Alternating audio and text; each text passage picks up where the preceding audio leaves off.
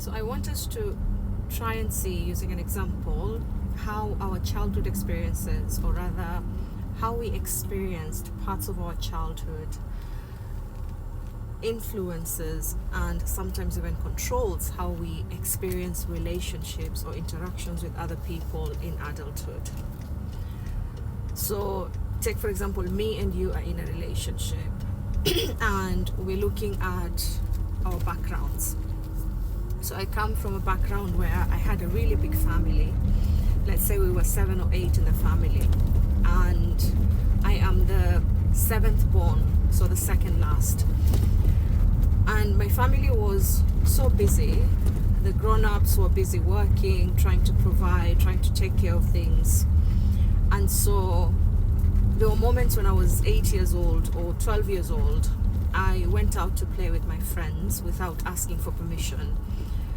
And then I came back after 30 minutes and nobody asked me where I was. I did that the second time. I went out, I played for 1 hour. I came back, no one asked. And I'm very aware that I want someone to ask. I want someone to care that I wasn't there for 30 minutes, for 1 hour.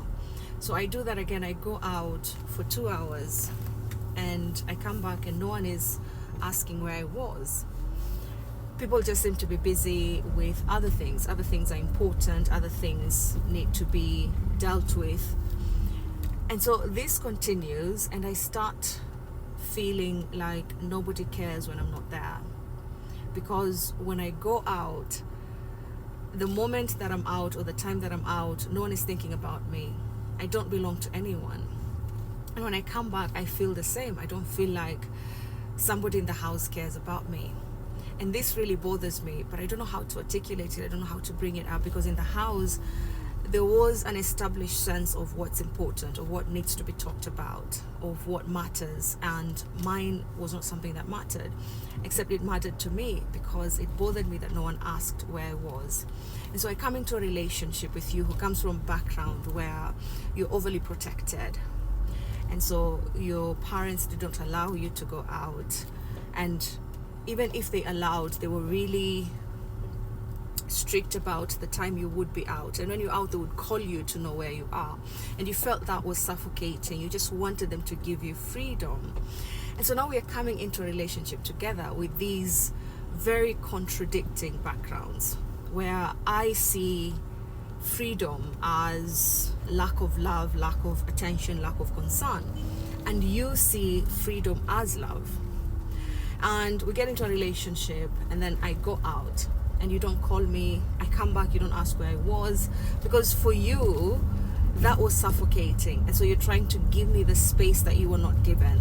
But for me, I feel that quite empty. I'm hurt by the fact that you don't care where I was.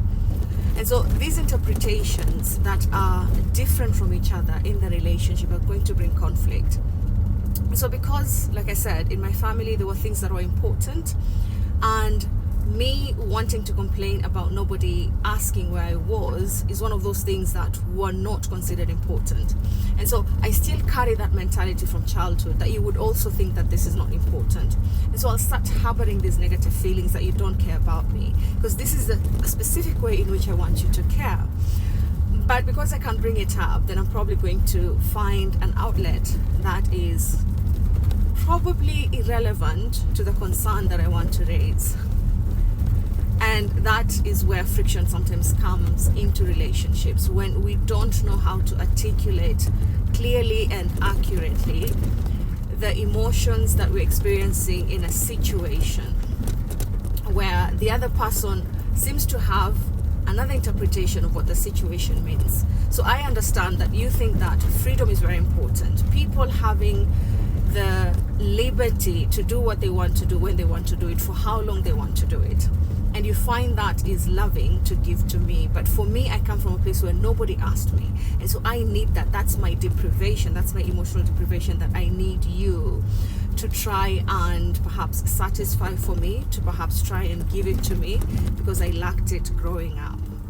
And so that is how our childhood experiences tend to shape the way we come into relationships in adulthood.